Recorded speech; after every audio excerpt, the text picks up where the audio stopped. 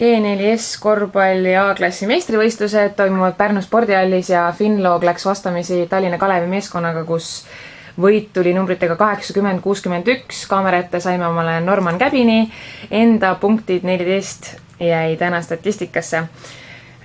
Ma alustaksin sinu enda nii-öelda individuaalsest mängust. Kuidas sa oma vabavisetega rahul jäid? Kuuldavasti sa käisid neid harjutamas hommikul. Ei, tavaliselt on nendega palju probleemi olnud ja täna 75% on minu jaoks päris hea. Kui ma vaatan tulemust 80-61, siis on nii-öelda ülekaalukas võit. Kuidas sa ise kommenteerid, kas oli raske mäng? No, et tuli ikka korralikult pingutada ja kaitses kõik vennad tulid 110% panna tööle ja et kõik vahetused tulid, et olid tublid ja et kiita tuleb kõiki. Et ei olnud sükst venda, kes oli liider täna. Aga ei tõstaks kedagi esile? Ei, ma täna arvan, et oli siuke meeskonna võit rohkem.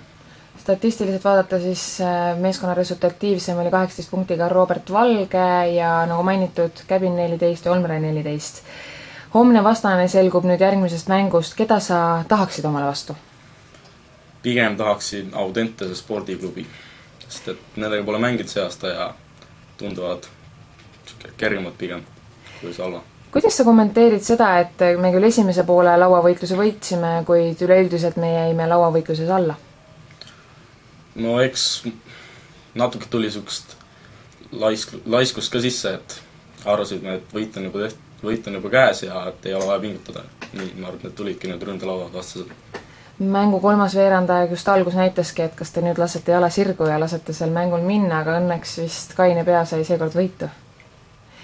Suur aitäh, Norman, ja edu homseks. Finaal on kell 20.15 Pärnu spordihallis. Ootame kõiki kaasa elama Finlogi meeskonnale.